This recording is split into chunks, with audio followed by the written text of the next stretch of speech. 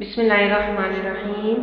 سورۃ البقرہ آیت نمبر 248 میں اللہ تعالیٰ تابوت سکینہ جو کہ ایک بہت بڑا صندوق تھا اس کے بارے میں اللہ تعالیٰ فرما رہے ہیں وَقَالَ لَهُمْ نَبِيُّهُمْ إِنَّ آیَةَ مُلْکِهِ أَن يَأْتِيَكُمُ التَّابُوتُ فِيهِ سَكِینَةٌ مِّن رَّبِّكُمْ وَبَقِيَّةٌ مِّمَّا تَرَكَ آلُ مُوسَىٰ وآل هارون تحمله الملائكة إن في ذلك لآية لكم إن كنتم مؤمنين۔ ترجمہ: اور پیغمبر نے ان سے کہا کہ ان کی یعنی طالوت کی بادشاہی کی نشانی یہ ہے کہ تمہارے پاس وہ صندوق آئے گا جس کو فرشتے اٹھائے ہوئے ہوں گے اور اس میں تمہارے پروردگار کی طرف سے تسلی بخشنے والی چیز ہوگی اور کچھ اور چیزیں بھی ہوں گی جو موسیٰ اور ہارون چھوڑ گئے تھے۔ اگر تم ایمان رکھتے ہو تو یہ تمہارے لیے ایک بڑی نشانی ہے۔ تفسیر: طالوت کی امارات اور بادشاہی کے علامت کے طور پر یہ وہ صندوق تمہارے پاس واپس آ جائے گا۔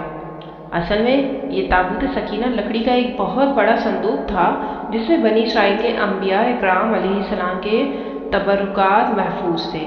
یہودیوں کا دعویٰ ہے کہ یہ صندوق اب بھی مسجد اقصیٰ کے نیچے سرنگ میں موجود ہے۔ انہوں نے بعض ذرائع سے فوٹو لے کر اس کی دستاویزی فلم بھی دکھا دی ہے۔ یہ تابوت سکینہ حضرت سلیمان علیہ السلام کی تعمیر کردہ ہیکل کے تہ خانے میں رکھا ہوا تھا اور وہیں پر ربانیین بھی موجود تھے۔ جب اس ہیکل کا منہدم کیا گیا تو وہ اس میں دب گئے۔ وہ تہ خانہ چاروں طرف سے بند ہو گیا ہوگا اور ان کی لاشیں اور تابوت سکینہ اس کے اندر ہی ہوں گے۔ تابوت سکینہ میں بنی اسرائیل کے لیے بہت بڑی روحانی تسکین کا سامان تھا کہ ہمارے پاس حضرت موسیٰ اور حضرت ہارون علیہ السلام کے تبرکات ہیں۔ اس میں عصائے موسیٰ بھی تھا اور وہ الواح بھی جو حضرت موسیٰ علیہ السلام کو کوہ طور پر دی گئی تھی اور جن پر تورات لکھی ہوئی تھی۔ اس تابوت کو دیکھ کر بنی اسرائیل کو اسی طرح تسکین ہوتی تھی جیسے ایک مسلمان کو خانہ کعبہ کو دیکھ کر تسکین ہوتی ہے۔ اسرائیلیوں کو جب ان کے پڑوسی ملکوں نے شکست دی تو وہ تابوت سکینہ بھی چھین کر لے گئے۔ پوری قوم نے اس عظیم سانحے پر ماتم کیا اور اسے بنی اسرائیل سے ساری عزت و حشمت چھن جانے سے تعبیر کیا گیا۔ چنانچہ اس سے ان کے حوصلے مزید پست ہو گئے۔ اب جبکہ اسرائیلیوں نے جنگ کا ارادہ کیا اور وقت کے نبی حضرت سموئیل علیہ السلام نے طالوت کو ان کا امیر مقرر کیا تو انہیں یہ بھی بتایا کہ طالوت کو اللہ کی طرف سے نامزد کیے جانے کی ایک علامت یہ ہوگی کہ تمہارے تسکین کا سامان تابوت سکینہ جو تم سے چھن گیا تھا ان کے عہد امارات میں تمہیں واپس مل جائے گا اور اس وقت وہ فرشتوں کی تحویل میں ہے۔ اس وقت ہوا یہ کہ ان کے دشمن جب تابوت چھین کر لے گئے تو وہ ان کے ایک مصیبت بن گیا۔ وہ اسے جہاں رکھتے وہاں طاعون اور دوسری وبائیں پھوٹ پڑتی۔ بلاآخر انہوں نے اسے نحوست کا باعث سمجھتے ہوئے ایک چھکڑے پر رکھا اور بیلوں کو ہانک دیا کہ جدھر چاہیں لے جائیں۔ بیل سیدھے چلتے چلتے اسے بنی اسرائیل کے علاقے میں لے آئے۔ ظاہر ہے کہ یہ معاملہ فرشتوں کی رہنمائی سے ہوا۔ اس طرح وہ تابوت سکینہ ان کے پاس واپس پہنچ گیا جو برسوں پہلے ان سے چھن چکا تھا۔ آج دیکھ لیں جو یہ فلسطین اور اسرائیلیوں کی لڑائی ہو رہی ہے وہ سب انہی واقعات پہ بیس کرتے ہیں۔ آگے اللہ تعالیٰ رکوع نمبر 33 میں آیت نمبر 249 میں سمجھا رہے ہیں اللہ تعالیٰ فَلَمَّا فَصَلَ طَالُوتُ بِالْجُنُودِ قَالَ إِنَّ اللَّهَ مُبْتَلِيكُم بِنَهَرٍ فَمَن شَرِبَ مِنْهُ فَلَيْسَ مِنِّي وَمَن لَّمْ يَطْعَمْهُ فَإِنَّهُ مِنِّي إِلَّا مَنِ اغْتَرَفَ غُرْفَةً بِيَدِهِ فَشَرِبُوا مِنْهُ إِلَّا قَلِيلًا مِّنْهُمْ فَلَمَّا جَاوَزَهُ هُوَ وَالَّذِينَ آمَنُوا مَعَهُ قَالُوا لَا طَاقَةَ لَنَا الْيَوْمَ اليوم بجالوت وجنوده قال الذين يظنون أنهم ملاقو الله كم من فئة قليلة غلبت فئة كثيرة بإذن الله والله مع الصابرين۔ ترجمہ: غرض جب طالوت فوجیں لے کر روانہ ہوا تو اس نے ان سے کہا کہ اللہ ایک نہر سے تمہاری آزمائش کرنے والا ہے، جو شخص اس میں سے پانی پی لے گا اس کی نسبت تصور کیا جائے گا کہ وہ میرا نہیں، اور جو نہ پیے گا وہ سمجھا جائے گا کہ میرا ہے۔ ہاں اگر کوئی ہاتھ سے چلو بھر پانی لے لے تو خیر۔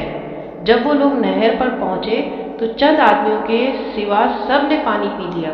پھر جب طالوت اور مومن لوگ جو اس کے ساتھ تھے نہر کے پار ہو گئے تو کہنے لگے کہ آج ہمیں جالوت اور اس کے لشکر سے مقابلہ کرنے کی طاقت نہیں۔ جو لوگ یقین رکھتے تھے کہ ان کو اللہ کے روبرو حاضر ہونا ہے وہ کہنے لگے کہ بسا اوقات تھوڑی سی جماعت نے اللہ کے حکم سے بڑی جماعت پر فتح حاصل کی ہے، اور اللہ ثابت قدم رہنے والوں کے ساتھ ہے۔ تفسیر: اصل میں ہر کمانڈر کے لیے ضروری ہوتا ہے کہ کسی بھی بڑی جنگ سے پہلے اپنے ساتھیوں کے جوش و جذبہ اور عزم و حوصلہ کو پرکھے اور ڈسپلن کی حالت کو دیکھے۔ چنانچہ رسول اللہ صلی اللہ علیہ وآلہ وسلم نے بھی غزوہ بدر سے قبل مشاورت کی تھی کہ مسلمانوں، ایک طرف جنوب سے کیل کانٹے سے لیس ایک لشکر آ رہا ہے اور دوسری طرف شمال سے مال و اسباب سے لدا پھندا ایک قافلہ آ رہا ہے۔ اللہ تعالیٰ نے وعدہ فرمایا ہے کہ ان دونوں میں سے ایک تمہیں ضرور ملے گا، بتاؤ کدھر چلیں؟ کچھ لوگ جو کمزوری دکھا رہے تھے انہوں نے کہا کہ چلیں پہلے قافلہ لوٹ لیں، اور جو لوگ باہمت تھے انہوں نے کہا حضور صلی اللہ علیہ وسلم جو آج صلی اللہ علیہ وآلہ وسلم کا ارادہ ہو، جو آج صلی اللہ علیہ وآلہ وسلم کی منشا ہو، آج صلی اللہ علیہ وسلم اس کے مطابق فیصلہ فرمائیے، ہم حاضر ہیں۔ یہ ہے اصل مومن۔ تو یہاں بھی طالوت نے اپنے لشکریوں کا ٹیسٹ لیا کہ وہ میرے حکم کی پابندی کرتے ہیں یا نہیں کرتے۔ فَشَرِبُوا مِنْهُ إِلَّا قَلِيلًا مِّنْهُمْ فَلَمَّا جَاوَزَهُ وَالَّذِينَ آمَنُوا مَعَهُ۔ واضح رہے کہ سب سے پہلے اسکریننگ قبل ازیں ہو چکی تھی، ان میں سے جو قتال ہی کے منکر ہو گئے تھے وہ پہلے ہی الگ ہو چکے تھے۔ اب یہ دوسری چھلنی تھی، جو اس میں سے نہیں نکل سکے وہ پانی پی کر بے سد ہو گئے۔ یہ ایسا ہی ہے جیسے غزوہ احد میں رسول اللہ صلی اللہ علیہ وآلہ وسلم کے ساتھ 1000 آدمی مدینہ منورہ سے نکلے تھے اور پھر عین وقت پر 300 افراد ساتھ چھوڑ کر چلے گئے۔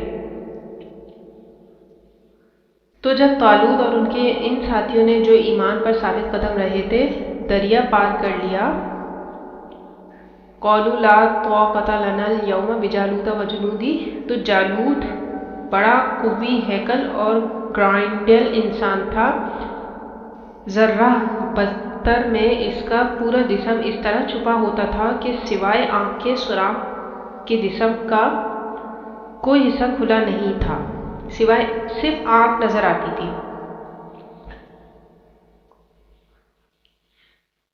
اس کی مبارزت کے جواب میں کوئی بھی مقابلے پر نہیں آ رہا تھا۔